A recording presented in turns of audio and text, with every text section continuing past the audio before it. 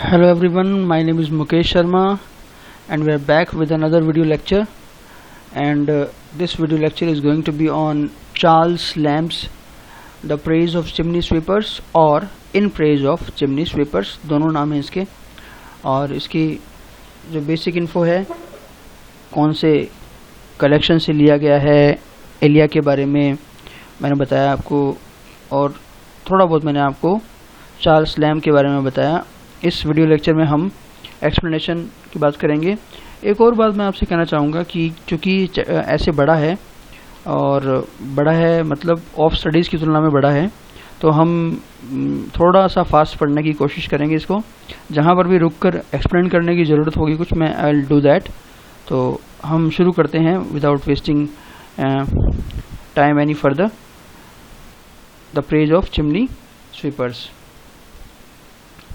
So, I like to meet a sweep, understand me, not a grown sweeper. Old chimney sweepers are by no means attractive.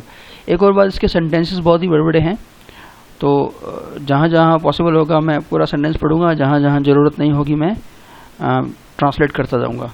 I like to meet a sweep. Charles Lamb जो है वो एक chimney sweep, sweep माने chimney sweeper, जो chimney साफ़ करते हैं, उसको मिलना चाहता है। Understand me but you have to understand him, not a grown sweeper. बड़े यानी कि जो ग्रोन अप होता है उसको मिलने में वो इंटरेस्टेड नहीं है, है ना।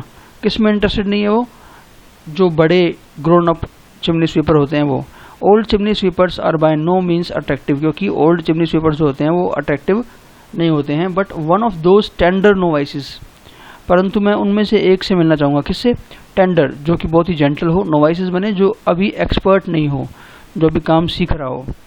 ब्लूमिंग थ्रू देयर फर्स्ट नेग्रेट्यूड, जो कि वैसे ब्लूम खिलना होता है, लेकिन यहाँ पे जीना या जीवित होना या फिर अपना टाइम जो है निकालना, तो वो उनमें से किसी एक नौसिखिए से मिलना चाहेगा जो अपने पहले नेग्रेट्यूड, नेग्रेट्यूड बने ब्लैक होना। तो एक चीज़ याद रखना, ये अफ्रीकन या ब्लैक स्वीपर्स की बात नहीं कर रहा है, ये बात कर रहा है जो अंग्रेज हैं उनकी ही, बट वो चिमनी साफ कर करके काले हो गए हैं, इसलिए नेगेटिव वर्ड यूज़ किया है उसने ना। The maternal washings not quite effaced from the cheek, और ऐसे चिमनी स्वीपर जिनके चीक्स, जिनके गालों से अभी मैटरनल माता, उनकी माँ द्वारा की गई वॉशिंग्स बने सफाई या नहलाना धुलाना, नॉट क्वाइट इफेस्ड, साफ नहीं हुई है, मिट्टी नहीं है अभी, है ना, मतलब अभी बच्चे हैं वो। Such as come forth with the dawn, जो सुबह सुबह सूर्योदय के पहले, डॉन सूर्योदय के पहले आते हैं, और समवट अर्लियर या उससे भी पहले, with their little professional notes, उनके जो छोटे छोटे या वो बोले कि उनकी जो आवाज़ है पतली आवाज़ में, प्रोफेशनल नोट्स। प्रोफेशनल नोट्स का मतलब यहाँ पर क्या है? जब वो अपनी सर्विस के लिए चिल्लाते हैं तो उसके लिए प्रोफेशनल नोट प्रोड्यूस किया गया है। साउंडिंग लाइक पीप पीप, जो कि आवाज़ करता है किसकी तरह? Peep peep of a young sparrow, एक चिड़िया की तरह। और liker to the matin lark, sorry, और या फिर मैटिल लार्क के पक्षी है जो मैंने यहाँ दिखाया भी आपको। शुड आई प्रोनाउंस देम, अगर मैं उन्हें कह सकता हूँ तो, in their aerial ascents not seldom anticipating the sunrise. In their aerial ascent, जब वो हवा में ऊपर उड़ते हैं, अभी मैं इसकी हिंदी कर रहा हूँ, सिर्फ एक्सप्लेन करूँगा। Note seldom anticipating the sunrise, note seldom जो है यहाँ पर एग्जाम्पल है किसका? लाइटोटीज का। लाइटोटीज एक लिटरेरी टर्म है जहाँ पर we say something by denying its opposite. तो सेल्डम अपने आप में नेगेटिव है, तो उसने उसके पहले नोट लगा दिया है। नोट सेल्डम, सेल्डम का मतलब होता है न के बराबर, नोट सेल्डम माने ऑलवेज, है ना। तो मतलब ये हुआ कि जो हवा में रहते हैं हमेशा एंटिसिपेटिंग द सनराइज, सनराइज से ठीक पहले। ये तो हिंदी होगी इसकी, लेकिन इसका वास्तविक मतलब क्या है कि माटिल नाग जिस तरह से पक्षी उड़ता है हवा में, वैसे ही ये भी जो बच्चे हैं चिमनी स्वीपर्स, ये भी चिमनी साफ करने के लिए ऊपर उठते हैं। ऊपर उठते हैं मतलब चिमनी में उनको ऊपर जाना पड़ता है, इसलिए माटिल नाग से कंपेयर किया है। और जहाँ तक पीप पीप की आवाज़ है, तो आप ये सोच सकते हैं कि वो स्वीप स्वीप चिल्लाते होंगे, और बच्चे हैं उनकी पतली आवाज़ जो है उसमें वो स्वीप स्वीप जो है कैसा लगता है सुनने में? पीप पीप, जैसे कोई स्पैरो या माटिल नाक जो है वो अपनी आवाज़ निकालता है। तो ये पहला पैराग्राफ था। अगले पैराग्राफ पे चलते हैं। I have a kindly yearning towards these dim specks, poor blots, innocent blacknesses. ये तीनों के तीनों जो एडजेक्टिव्स यूज किए हैं इसने, डिम धुंधला, पुअर बेचारा, इनोसेंट मतलब जो निर्दोष हो, बेचारा ही बोल सकते हैं। स्पेक्स, ब्लॉट्स और ब्लैकेडनेस, तीनों का मीनिंग ऑलमोस्ट सेम है। स्पेक्स का मतलब धब्बा होता है, ब्लॉट का मतलब भी काले रंग का धब्बा होता है, ब्लैकेडनेस का मतलब भी कालापन होता है। धब्बा, काले रंग का धब्बा और काला निशान मतलब कालापन उनके ऊपर है, तो बेचारे हैं वो। तो और उनके प्रति मेरी एक बहुत ही काइंडली यर्निंग है। काइंडली यर्निंग का मतलब ये है कि मैं उनकी तरफ जो है एक सिंपैथी की दृष्टि से देखता हूँ। किनकी तरफ? चिमनी स्वीपर्स की तरफ। I reverence these young Africans of our own growth, मैं सम्मान करता हूँ इन यंग अफ्रीकन्स का। याद रखना, यंग अफ्रीकन्स तो हैं ये, लेकिन ऑफ आवर ओन ग्रोथ, परंतु हमारे खुद के ही हैं। मतलब ये अंग्रेज हैं लेकिन यंग अफ्रीकन्स जैसे लगते हैं। क्यों? बिकॉज चिमनी का जो सूट होता है, धुआं होता है, और जो कालिक होती है वो सब इनके ऊपर लग जाती है, तो ये अफ्रीकन्स की तरह लगते हैं, लेकिन है ये हमारी। मैं सम्मान करता हूँ उनका। दिस ऑलमोस्ट क्लर्जी इम्प्स, इम्प्स यहाँ पे छोटे बच्चों को बोल सकते हैं। क्लर्जी जो एक्लेसियास्टिकल या जो धार्मिक जो प्रीचर होते हैं, जो काले रंग का लिबास पहनते हैं, उनके जैसे लगते हैं ये। बिकॉज ये काले हैं, वो काले रंग का लिबास पहनते हैं और ये काले हैं। और यहाँ पर इनको क्लर्जी बोलने का कारण एक और भी है, क्योंकि ये हमें कुछ सिखाते भी हैं। अभी हम पढ़ने वाले हैं जल्दी कि क्या सिखाते हैं। Who sport their cloth without assumption, जो बिना किसी पूर्व धारणा के अपने कपड़ों को स्पोर्ट माने काला कर लेते हैं। क्लर्जी इम्स, तो क्लर्जी के जो लोग होते हैं, पादरी वगैरह, वो तो उनका तो नियम है कि उन्होंने पहनना है, उस बात को बहुत ही जानबूझकर करते हैं ऐसा, लेकिन ये बिना किसी अजम्पशन के अपने कपड़ों को काला कर लेते हैं। एंड फ्रॉम देयर लिटिल पल्पिट्स, पल्पिट्स वो होता है जहाँ पर खड़ा होकर कोई क्लर्जीमैन भाषण देता है या शिक्षा देता है, लेकिन इनका पल्पिट क्या है? The top of the chimneys, chimney का टॉप जो है वो इनका पल्पिट है। याद रखना कि चिमनी स्वीपर्स के लिए पल्पिट क्या है या कौन सा है? Top of the chimneys. In the nipping air of December morning, nipping air चीरने वाली ठंडी दिसंबर की हवा में, preach a lesson of patience to mankind, ये इंसान को, मैन को क्या करते हैं? पेशेंस का, सहन शक्ति का एक सबक सिखाते हैं, एक पाठ सिखाते हैं। और ये क्वेश्चन जो आपको याद होगा पूछा भी गया था शायद 2015 वाले एग्जाम में, कि ये कौन सा लेसन सिखाते हैं हमें? ये लेसन हमें पेशेंस का सिखाते हैं। कैसे?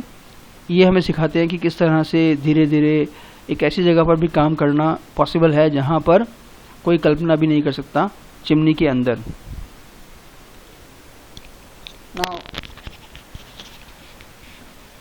चार्ल्स लैम्ब टेल्स अस कि when he was a child, जब वो बच्चा था, तो इट वाज वेरी प्लेजरसम, बहुत ही खुशी परंतु मिस्टीरियस खुशी होती थी।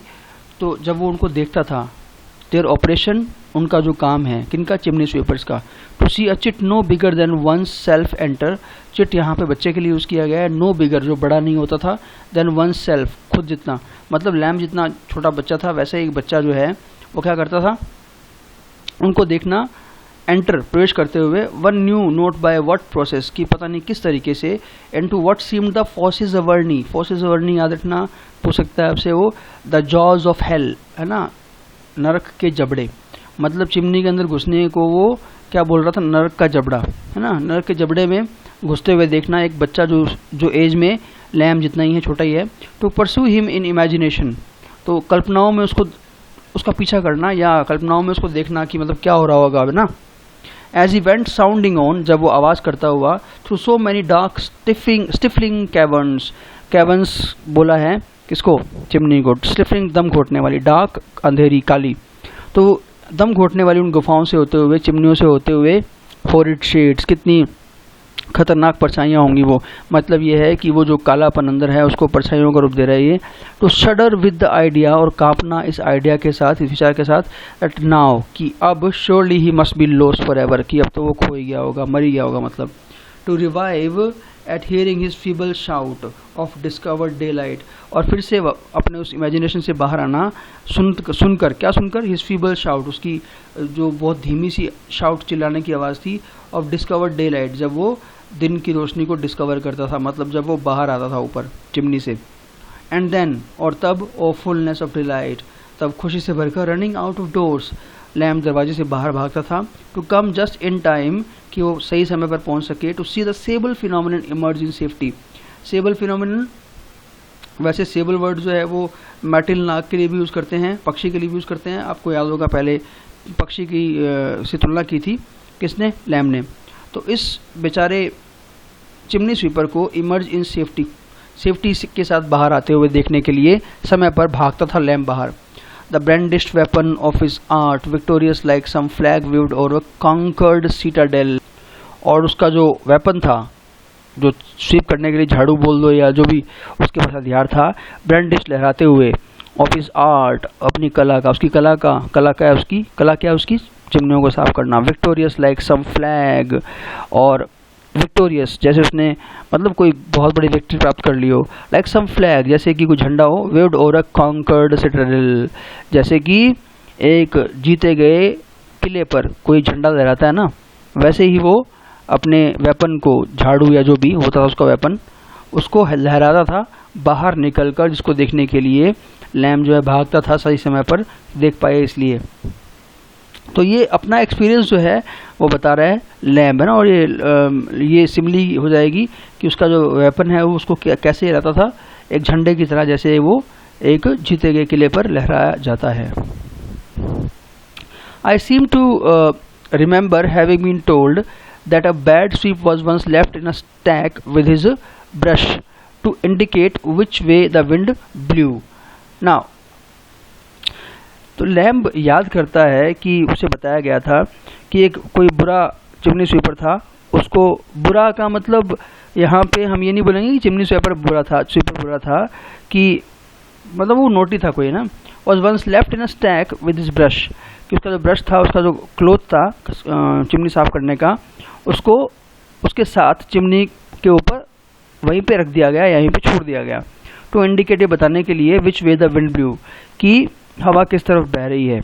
मतलब उसके हाथ में कपड़ा था, तो जब चिमनी के ऊपर वो फंसा हुआ था या छोड़ा हुआ था किसी के द्वारा, तो वो हवा के चलने का बता रहा था कि किस तरफ हवा बह रही है कपड़ा हिलने के कारण। It was an awful spectacled certainly, और ये बहुत ही भयानक दृश्य था निश्चित रूप से। नोट मच अनलाइक, फिर से लाइटोटिस आ गया ये, है ना। अनलाइक के बाद पहले नोट यूज़ कर दिया उसने, तो नोट मच अनलाइक का मतलब बिल्कुल उसकी तरह। Not much unlike the old stage direction in Macbeth, जैसे मकबत में स्टेज पे जब परफॉर्मेंस की जाती थी, where the apparition of a child, जब बच्चे का भूत जो है, crowned with a tree in his hand rises, और एक जो पेड़ है या पौधा है उसके हाथों में लेकर जो सामने आता है क्राउन पहने हुए, जैसा कि इस पिक में दिखाया गया है। आप मकबत पढ़ने वाले भी हो, फर्स्ट ग्रेड के सिलेबस में है, तो उसमें एक बच्चा जो है वो एक पेड़ के अपैरिशन के साथ आता है, ये वार्निंग देने के लिए कि भाई किस तरह से जंगल जो है वो चल के आ सकता है। सो ये जो है एक तरह से अलूजन भी हो गया, है ना। किसका अलूजन हो गया, किसका अलूजन दे रहे हैं, मकबत का। तो चार्ल्स लैम्ब जो है वो याद कर रहा है चीज़ों को, चिमनी स्वीपर्स को लेकर जो जो बातें उसके दिमाग में हैं। आगे वो रीडर्स से संवाद स्थापित कर रहा है Charles lamb.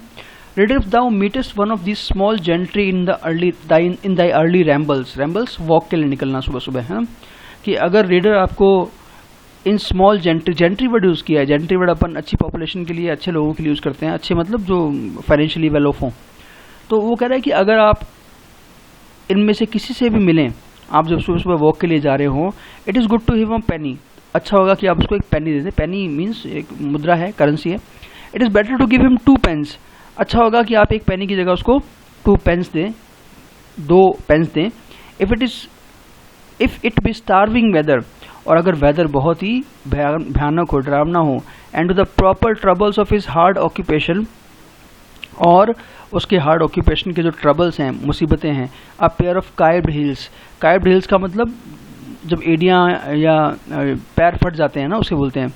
No unusual accompaniment, no unusual, फिर से लाइटोटीज बहुत सारे मिलेंगे आपको। तो ये कोई अनयूजुअल अकम्पनीमेंट नहीं है, मतलब ये कोई आपको असामान्य बात नहीं मिलेगी कि उनकी एडियाँ फटी हुई हों। टू बी सुपर एडिड, उसके अंदर ऐड कर दिए जाएँ, मतलब ट्रबल्स के अंदर उनकी फटी हुई एडियाँ भी ऐड कर दी जाएँ। The demand on the humanity, और तो तुम्हारी जो ह्यूमैनिटी है, मानवता है, will surely rise to a taster, वैसे तो सिंपल मीनिंग टेस्टर का क्या होता है, टेस्ट करने वाला, लेकिन अगर हम मिडिल इंग्लिश को देखें या इसके पुराने आर्केइक यूज़ को देखें तो टेस्टर का मतलब एक कैनोपी भी होता है, तो आप इसको छाता भी बोल सकते हो, है ना। तो मतलब ये है कि अगर आप उसको एक पेनी दे सकते हैं, दे दीजिए, 2 दे सकते हैं, 2 दे दीजिए। और अगर आप उसके बेचारे के प्रोफेशन को देखेंगे, उसकी फटी हुई एडियों को देखेंगे गर्मी के कारण और बिना चप्पल के कारण और धूप जो है उसके कारण या जो भी एनवायरनमेंट है उसके कारण, तो आप उसको डेफिनेटली एक कैनोपी, एक तरह का छाता देना चाहेंगे। आपकी मानवता की जो डिमांड है वो बढ़ जाएगी उस समय, मतलब मानवता आपसे चाहेगी कि आप उसे वो गिफ्ट करें। देयर इज़ ए कंपोजिशन, अब वो सीधा ही एक नई बात पे आ जाता है। देयर इज़ ए कंपोजिशन, एक ऐसा पदार्थ है, the ground work of which I have understood to be sweet wood yclept sassafras. ये एक लकड़ी है, यूकैलिप्ट सासाफ्रेस, है ना। तो जिसका आधार जो है वो क्या है, जो मुझे पता लगा है, वो एक बहुत ही मीठी लकड़ी होती है, यूकैलिप्ट सासाफ्रेस। ये कोई मतलब मीनिंग निकालने वाला वर्ड नहीं है, इसका नाम यही है। This would boil down to a kind of tea, और इस लकड़ी को एक प्रकार की चाय के रूप में उबाला जाता है। And tempered with an infusion of milk, और उसमें मिला दिया जाता है क्या, मिल्क, दूध, एंड शुगर, चीनी।